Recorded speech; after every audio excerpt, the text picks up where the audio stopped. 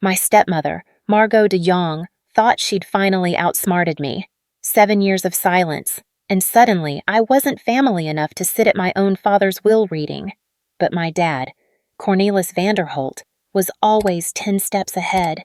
The look on Margot's face when I'd later show her what he'd left me. Damn. It was worth every second of her smug victory. For now. Though, I was just a stranger in my own childhood home, my blood boiling as her betrayal sank in. Before starting this story, if you are listening from USA, please leave a comment with number 9, and if you are from another country, please leave the name of your lovely country. Don't forget to like the video and subscribe to the channel to listen to more stories. It was a drizzly Tuesday morning in Amsterdam, the city's canals glinting under a gray sky. I was in my sleek office, finalizing a multi-million-dollar deal for a sustainable housing project, when my phone buzzed with a number I hadn't seen in years. My heart skipped a beat. It was Aline Boer, my childhood friend from Lindenhaven, a quaint American town with Dutch-inspired red brick houses and serene canals, where tulip festivals painted the streets every spring. Her voice cracked through the line, heavy with grief. "Lars, your father passed last night." The words hit me like a punch to the gut. 7 years.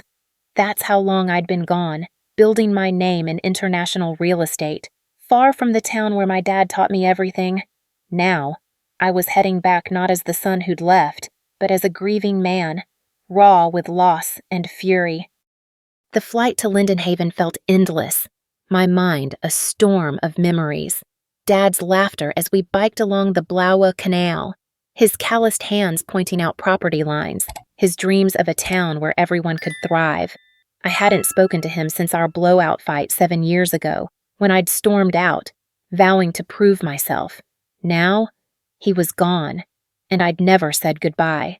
My chest tightened, a knot of regret and rage twisting inside me. Margot, my stepmother, had slithered into our lives after Mom died. Her charm a mask for her greed. She'd turned my home into her stage, and I'd been written out of the script. The taxi pulled up to our old house, a charming gabled structure by the Blauwe Canal, its stained glass windows catching the late afternoon light. It looked smaller than I remembered. The garden where Mom once planted tulips now overrun with Margot's tacky sculptures. Her sleek black Audi sat in the driveway, flanked by 2 flashy cars I didn't recognize. Dad's old pickup, practical and unpretentious, was nowhere in sight. I paid the driver, my suitcase heavy in my hand, and stood at the cobblestone path, my pulse racing with a mix of dread and defiance. Before I could ring the bell, the heavy oak door creaked open. Sanne Vandermeer, my stepsister, stood there, her face a cold mask of politeness that didn't reach her eyes. "Lars," she said, her tone flat as the canal water. "Didn't think you'd show." "He was my father," I shot back, my voice steady but laced with venom. She stepped aside, and I walked into a foyer that screamed Margot's taste-sterile white walls, gaudy chandeliers, not a trace of Dad's warm wooden bookshelves.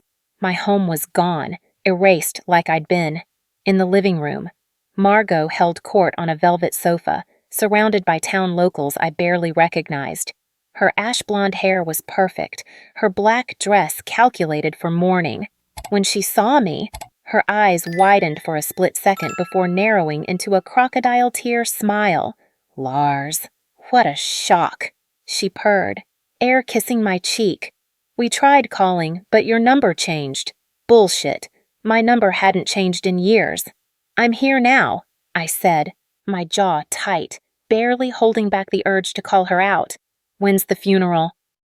"Tomorrow at 3. Joris, my stepbrother, cut in from a plush armchair, not bothering to stand. We've got everything handled." His smirk said it all I wasn't wanted. "Your old room's storage now," Margot added, her voice dripping with fake sympathy. "But we've got a guest room ready." I nodded, my fists clenching so hard my knuckles turned white. I needed to get out of that room before I lost it. "I'll settle in," I muttered. Turning away, Margot's voice followed, sharp and sweet as poison. "Willem de Vries is handling the estate tomorrow. Family only." You understand?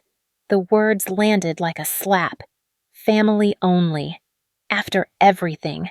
She had the nerve to cut me out of my own father's legacy. My blood pounded in my ears, rage coursing through me like wildfire. They thought they'd won, but they didn't know me. Not anymore. As I lay in the guest room of my childhood home, the sterile walls closing in, memories of my past in Lindenhaven flooded back, each one a sharp stab of pain and rage. The house by the Blaue Canal, with its gabled roof and tulip-lined garden, was once my sanctuary. My father, Cornelis van der Holt, had been my hero, teaching me the art of real estate as we biked along the canal's edge, his voice warm with dreams of building a town where everyone belonged. Those days, when it was just us against the world, felt like a lifetime ago. My mother's death from a heart condition when I was 10 shattered that world, leaving a void Margot de Jong slithered into with her calculated charm. When Dad married Margot, I was 12, hopeful for a new family but wary of her polished smile.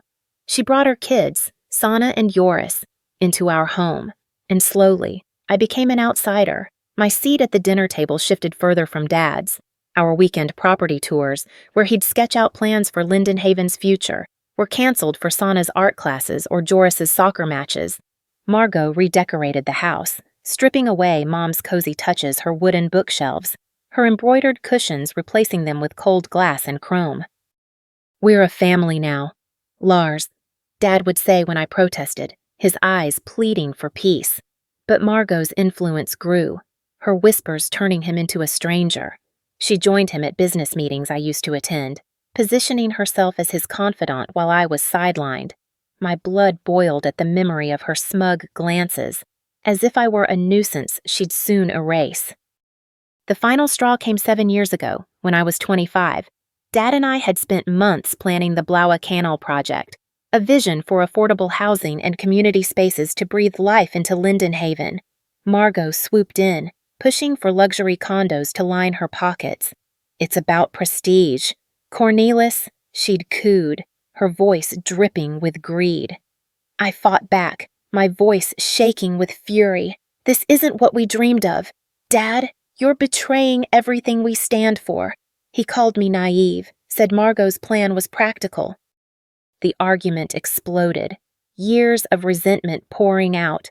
I accused him of choosing her over me, of abandoning Mom's memory. He told me I wasn't ready to lead.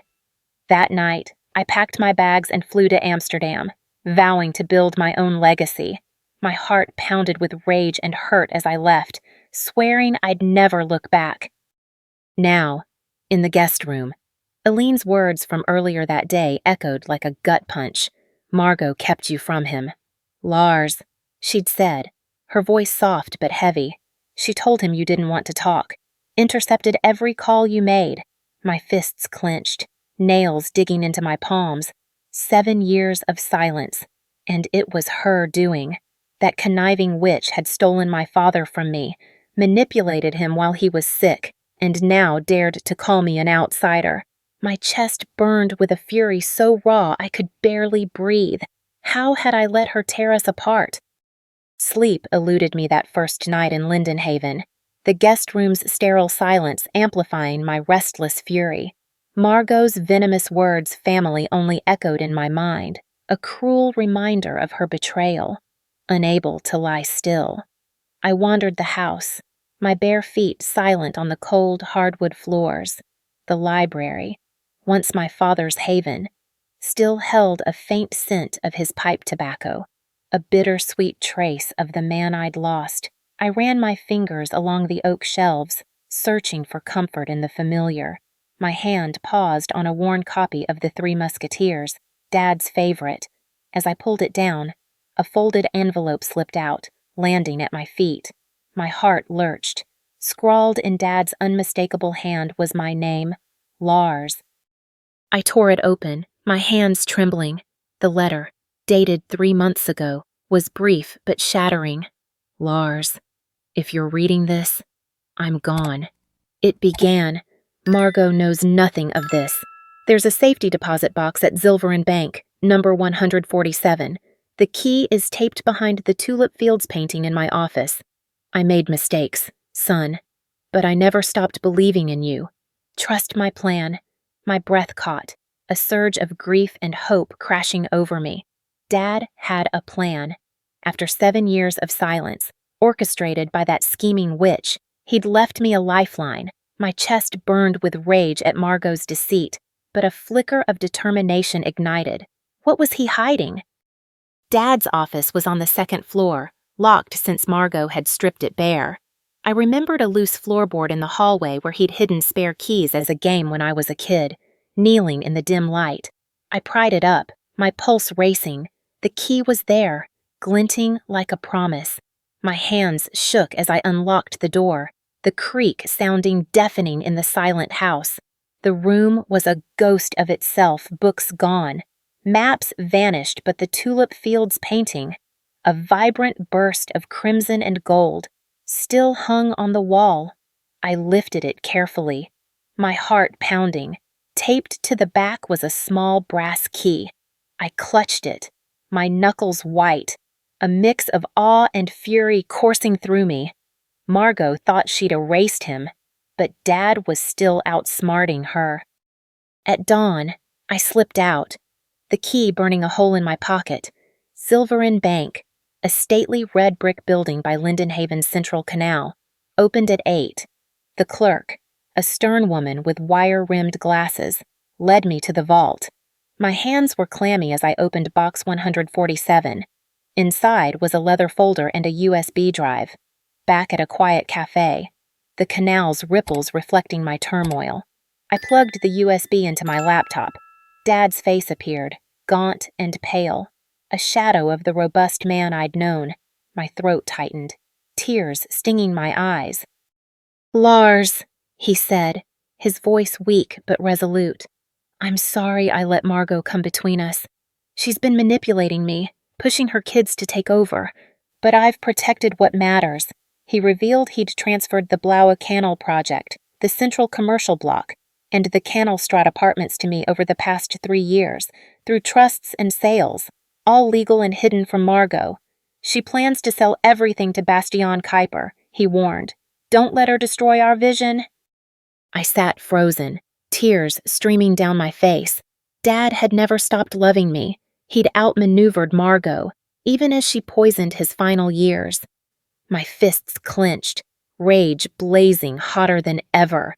That conniving snake had stolen my time with him, and now she thought she could steal his legacy. No damn way. Dad's plan was my weapon, and I'd use it to make her pay. The morning sun glinted off Lindenhaven's canals, but my mind was a storm of rage and resolve. Dad's video, his frail voice exposing Margot's greed, fueled a fire in me that wouldn't quit. She thought she could sell off his legacy, my legacy, to some sleazy developer. No way in hell. I had the deeds to the Blaue Canal project, the central commercial block, and the Canalstraat apartments, all legally mine. Now, I needed to arm myself for the will reading, where Margot expected to crown herself queen. My fists clenched as I pictured her smug face, but I forced myself to focus. This wasn't just revenge, it was justice. I headed to a cozy cafe by the Blaue Canal, its wooden tables strewn with stroopwafel crumbs, to meet Peter Jansen, Dad's oldest friend and a lawyer who'd known him since their college days. Peter's grizzled face lit up when he saw me, but his eyes darkened as I shared Dad's video. Cornelis was sharp as ever, he said, sipping his coffee. Those transfers are ironclad. Margot's got no claim. He confirmed the deeds were filed with the county. Untouchable. But his warning chilled me. She's been cozying up to Bastian Kuiper, a developer with a reputation for cheap, overpriced projects. They're planning to turn Blaue Canal into a playground for the rich. My blood boiled. That conniving snake was dismantling Dad's vision before his body was even cold. Next, I visited Vanderholt Enterprises, Dad's company, housed in a gabled brick building overlooking the canal. Clara Hendricks, his loyal assistant for 20 years, greeted me with a warm hug, her eyes misty. "Your father never stopped talking about you," she said, handing me a stack of files. As we pored over them, Clara revealed Margot's scheme. She'd been slashing budgets, deferring maintenance, and prepping key properties for a quick sale to Kuiper. She's been telling the board you abandoned Cornelis, Clara added, her voice tight.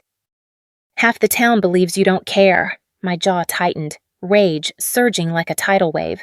Margot had poisoned Lindenhaven against me, spinning lies to secure her grip. I slammed my fist on the desk, the sound echoing. She's not getting away with this, I growled. Back at the house, I prepared meticulously. I organized the deeds, trust documents, and Vanderholt legacy registration into a sleek leather folder, each page a weapon against Margot's treachery. I chose a navy blue suit, a gift from Dad for my college graduation, its crisp lines a silent nod to his faith in me. My reflection in the mirror showed a man ready for battle, eyes blazing with purpose. I called Aline Boer, my childhood friend, who'd stood by me through this nightmare, over tea in her quaint cafe, tulips blooming outside. She offered sharp advice. Margot thrives on drama. Stay cool. Let her unravel herself. The town's watching. I nodded, my pulse quickening. She's been meeting Kuiper in secret, Aline added, her voice low. They're finalizing the deal tomorrow, right after the will reading. My heart pounded, a mix of fury and adrenaline. Margot thought she'd outsmarted me, but she was walking into a trap of her own making. As I left Aline's, I overheard two locals by the canal, their voices carrying. That Lars Vandenberg's got no right to show up now. One said, Margot says he broke his daddy's heart. My fists balled, my knuckles white. She'd turned my town against me, painting me as a traitor while she schemed to gut Lindenhaven's soul. My resolve hardened like steel. Tomorrow, at Willem de Vries's law office, I'd face her lies head on. Margot could spin her web, but I held the truth, Dad's truth, and I'd make damn sure it cut her down. The air in Willem de Vries's law office hung heavy, the canal outside Lindenhaven's gabled building reflecting my simmering rage. I strode into the conference room, my navy suit crisp, the leather folder of Dad's deeds tucked under my arm like a loaded gun. Margot de Jong sat at the head of the long oak table, her ash-blonde hair flawless, her black dress a mockery of mourning. Sanne and Joris flanked her, their faces smug, certain they'd won. Willem, Dad's lawyer, hovered nervously, his spectacles glinting under the chandelier. A few others were present. Dad's banker, a cousin of Margot's, and a slick attorney I pegged as Bastian Kuiper's lackey. My pulse thundered, but I kept my face stone cold. This was the moment to shatter Margot's lies. Willem cleared his throat, his voice shaky. We're here for the reading of Cornelis Vanderholt's last will. Margot's lips curled into a faint smile, her eyes daring me to challenge her. This is a family matter, she said, her tone sharp as a blade. Lars, you walked away 7 years ago. You've no place here. My blood boiled, but I held her gaze, my voice low and lethal. I'm his son, his only blood. I'm exactly where I belong. Willem stammered. Margot felt, given your estrangement. I cut him off, sliding into a chair opposite her. Let's get on with it. The room went still, tension crackling like a storm about to break. Willem began reading, his words droning through legal jargon. I studied Margot, her poised mask barely hiding her greed. Sanne fidgeted, her eyes darting to her mother. Joris slouched, checking his watch, bored, to my wife, Margot. Willem read, I leave our home on Kanaalweg, its contents, and $1 million. Margot nodded, her smile tightening, as if she'd expected more. To my stepdaughter, Sanne, $500,000 and my antique clock collection. Sanne's eyes widened. She hadn't seen that coming. To my stepson, Joris, $500,000 and my vintage bicycle collection. Joris smirked, probably already calculating their worth. My heart pounded, waiting for the real blow. As to Vanderholt Enterprises and its assets, Willem continued, his voice faltering. I leave to my son, Lars Vandenberg. The room froze. Margot's laugh sliced through the silence, sharp and disbelieving. That's absurd, she hissed. Cornelis changed his will 2 years ago. I was there. Willem adjusted his glasses, sweat beading on his brow. A codicil was filed 4 months ago, reversing those changes. Margot's face flushed crimson. You never told me, she snapped. Willem shrank. It was filed directly with the court. I opened my folder, my hands steady despite the fire in my chest. These, I said, sliding the deeds across the table, are for the Blau Canal project, the Central Commercial Block, and the Kanalstraat apartments. They've been mine for 3 years. Margot snatched them, her hands shaking as she scanned the pages. These are fakes, she spat. They're not, I countered, my voice ice cold. Check with the county recorder. Dad made sure of it. Joris shot to his feet, his face twisted. You can't just waltz in and steal everything. I leaned forward, my eyes burning into his. I'm not stealing. I'm claiming what Dad wanted me to have. Sana sat silent, her face pale, eyes locked on the deeds. Margot's voice rose, shrill with panic. Willem, is this legal? He nodded, miserable. If Cornelis transferred them while alive, they're outside the estate. I finished for him. Vanderholt Enterprises is a shell. Dad created Vanderholt Legacy, and I'm its sole owner. The room erupted. Joris shouting. Margot threatening lawsuits. Kuiper's attorney scrambling to whisper in her ear. I stood, my voice cutting through the chaos. Dad built this from nothing. Margot, you wanted to gut it for profit. He trusted me to protect it. Her eyes blazed with hate, but I saw fear flicker beneath. This isn't over, she snarled. I smiled, cold and unwavering. Oh, it's just begun. My heart swelled with triumph. Dad's faith in me a shield against her venom. She'd underestimated us both, and now she'd pay. The morning after the will reading, Lindenhaven buzzed with gossip, the canal-side cafes alive with whispers about Margot's downfall. My triumph over her lies felt sweet, but the weight of Dad's legacy pressed hard on my shoulders. I'd claimed what was mine, but now I had to protect it. As I walked the cobblestone streets, tulip baskets swaying in the breeze, I sensed eyes on me, some curious, some hostile. Margot's poison had spread deep, and rebuilding trust in this town would be a fight. My resolve burned steady, but my heart ached for the family I'd lost. Then, unexpectedly, Sana Vandermeer knocked on my door, her face pale, eyes red-rimmed. I'm sorry, Lars, she said, her voice trembling as she stood in the foyer of Dad's house. She handed me a leather-bound journal, its pages filled with Dad's handwriting. I found this in Mom's storage boxes. It's Cornelis's. You should read it. I took it, my throat tightening. The journal chronicled Dad's final year, his regrets, his illness, and Margot's relentless pressure to sell his assets. She manipulated him, Sana admitted, tears spilling over. I went along with it, too ashamed to stop her. I was wrong. My anger flared, but her raw guilt softened it. Why now, I asked, my voice gruff. Because I want to make things right, she said. Cornelis was good to me. You're his son. I nodded, a lump in my throat. Sana wasn't my enemy anymore. She was a bridge to healing. That afternoon, another shock arrived. A woman with Dad's hazel eyes stood at the cafe where I was reviewing the journal. Lars, I'm Freya Bloom, she said, her voice warm but cautious. Your half-sister. My heart stopped. She explained her mother's brief romance with Dad before he met mine, how they'd reconnected years later, keeping their bond private at her request. Cornelis spoke of you constantly, Freya said, her smile bittersweet. He was proud of your work in Amsterdam. My chest swelled with grief and gratitude. Margot had stolen so much, but Dad had left me this, a sister I never knew. We talked for hours, her environmental expertise sparking ideas for the Blaue Canal project. Freya's presence felt like Dad's final gift, a chance to rebuild family from ashes.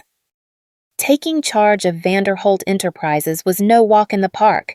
At the company's gabled headquarters, I faced pushback from a few board members loyal to Margot, their glares cold as the canal water.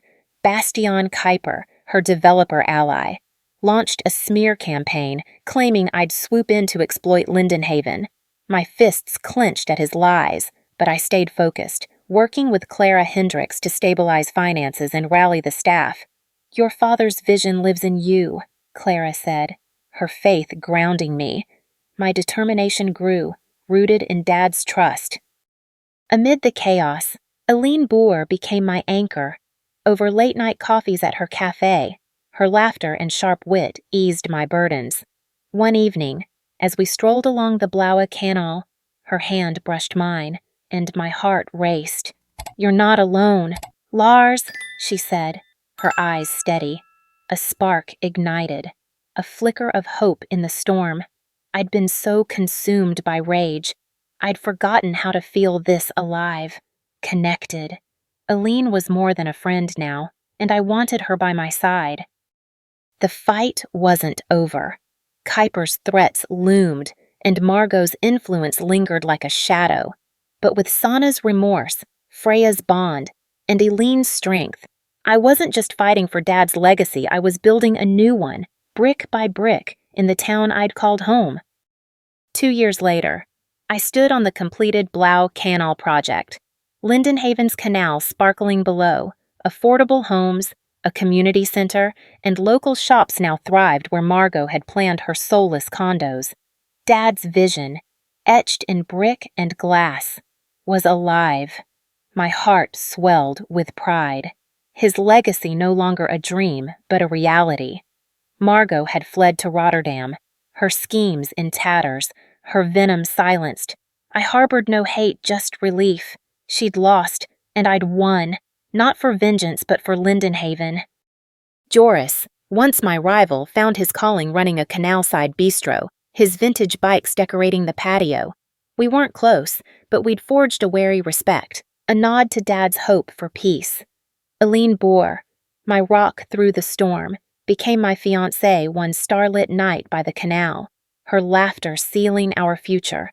My chest warmed with joy, her love a gift I'd never expected. Freya and Sanna joined the unveiling of Cornelis Vanderholt Park, a green heart of the project, their presence a testament to family rebuilt through truth. As I gazed at the tulip-lined paths, I reflected on Dad's true legacy, not just property, but the values of community and resilience.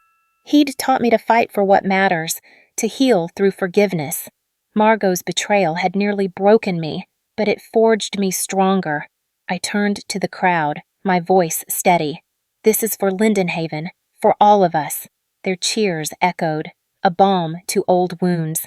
Dad's legacy lives in every brick, every heart here, and I'm damn grateful to carry it forward, forever rooted in love and home. This story taught me a profound lesson. True legacy isn't just wealth or property. It's the courage to fight for what's right and the strength to rebuild after betrayal.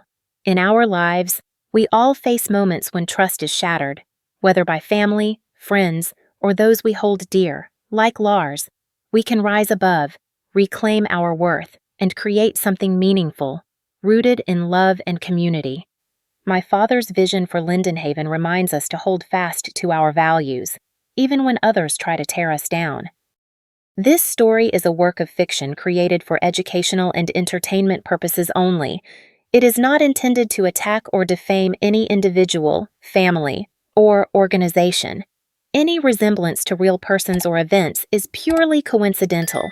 If this story moved you or sparked a thought, please let us know by commenting below. Your likes, shares, and subscriptions help us create more stories that inspire and entertain. Don't forget to hit that subscribe button and turn on notifications so you never miss an update. Thank you for watching and being part of our community.